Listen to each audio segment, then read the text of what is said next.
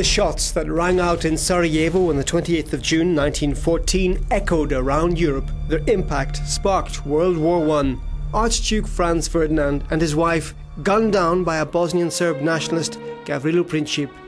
The coffins of the Austro-Hungarian Crown Prince and his wife were taken to Trieste. The Italian city was then a jewel of the Austro-Hungarian Empire.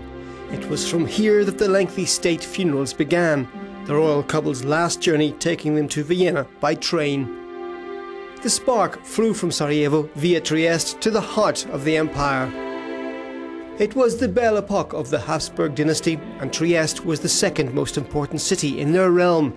But the golden age was coming to an end. Its demise evoked by the German poet Rainer Maria Rilke in elegies he penned while a guest of the Habsburgs at Chateau Duino near Trieste. With Italy's entry into the war, the castle at Duino was enmeshed in a network of trenches. The horrors of trench warfare came to symbolise the absurdity of the conflict. In the world's most advanced continent, soldiers lived in cruelly primitive conditions, sometimes just 30 or 40 metres from each other, in battle lines that barely moved for months on end.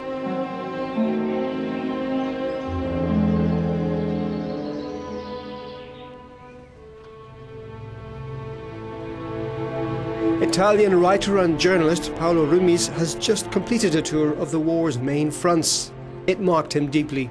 He believes a united Europe could have emerged from the Great War and that the Second World War could have been avoided.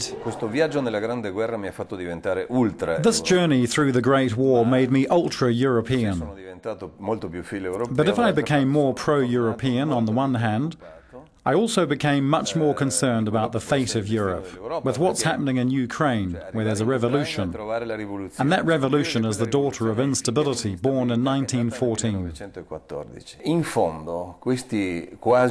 After nearly 70 years of peace, I feel this peace is relative, in the sense that today we don't deploy armies anymore, but capital. We live in a situation of wealth and in a culture in which whole populations are impoverished for the benefit of others.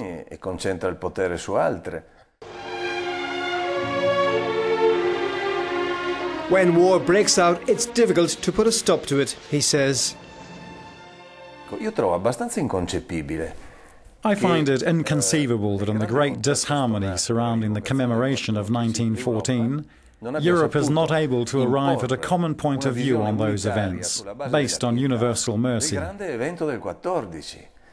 It's not possible that the memory of 1914 is composed of the silence of the Germans, French fanfare, nostalgia and drums, and British nostalgia for its lost empire, and of the rhetoric of Italians. To me, that's useless. I need to see a great vision of humble honesty, in which we say, "Dear Europe, see how we're reduced to the inability to predict, the inability to raise the alarm."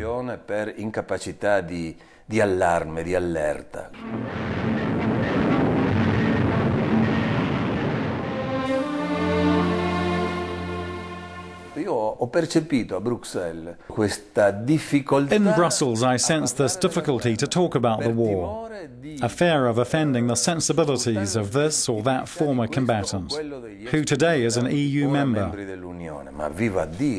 But, my God, the memory of 1914 can't be reduced to an international TV game show. There must be something dramatic and strong, though we must also have a requiem for the dead of the era. In 1914, the San Marco Cafe in Trieste was a meeting place for young Italian patriots. Here they worked on creating fake IDs to avoid conscription into the Austrian army. Today, those times are being commemorated by a project called Communicating the Great War to Young People, involving students from around Europe. Set up by the Future Roots Foundation, it's led by journalist Laura Capuzzo.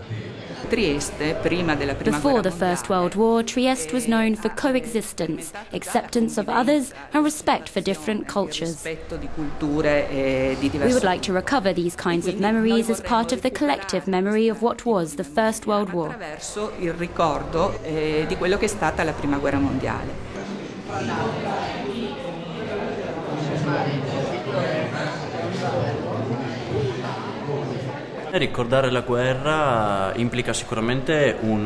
Commemorating the war certainly implies a strong sense of respect and knowledge, because ignorance of the past means there's a risk of impartial interpretations of it.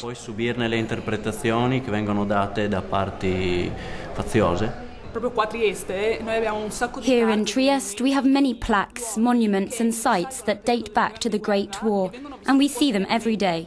I think young people who have no connection to that period have no idea of all that happened. Memories of the Great War also belong to those who have not experienced it directly, but have suffered its consequences. The Italian-Hungarian playwright Giorgio Pressburger escaped Soviet Budapest in the 1950s.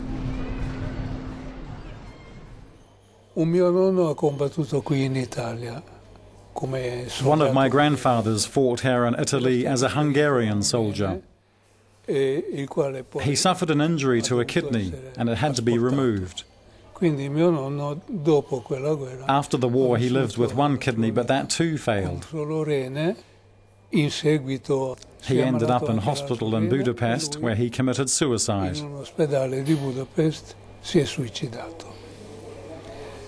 I would say the suicide of my grandfather was one of the tragedies of my childhood. Along the Julian Alps in present-day Slovenia, the Italian, Austrian and German trenches provide a window onto the past. The harsh realities of what happened in this rugged terrain over 2.5 years are kept alive in the Kobarid Museum. Hundreds of photos and artefacts tell the stories of the soldiers that fought here. The curator says the museum commemorates all those who died. And we decided our approach to telling this story was not to divide the people that were fighting on these hills on bad and good guys. So we treated all the nationalities equally. For us, the story was important, not to make a definition, this was a good guy or this was the bad guy. One display features an Italian soldier writing home to his family, a symbol of all those who fought regardless of nationality.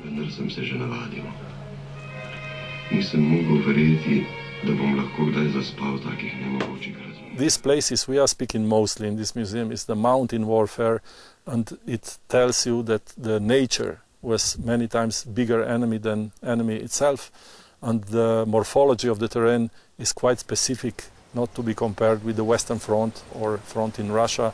It means the nature here is much harder, and the man that is deployed with his unit in such places will have quite different experiences than somebody else. Here, mountains is the crucial word. Today all is tranquil here, but the memories of these mountains' troubled past lives on.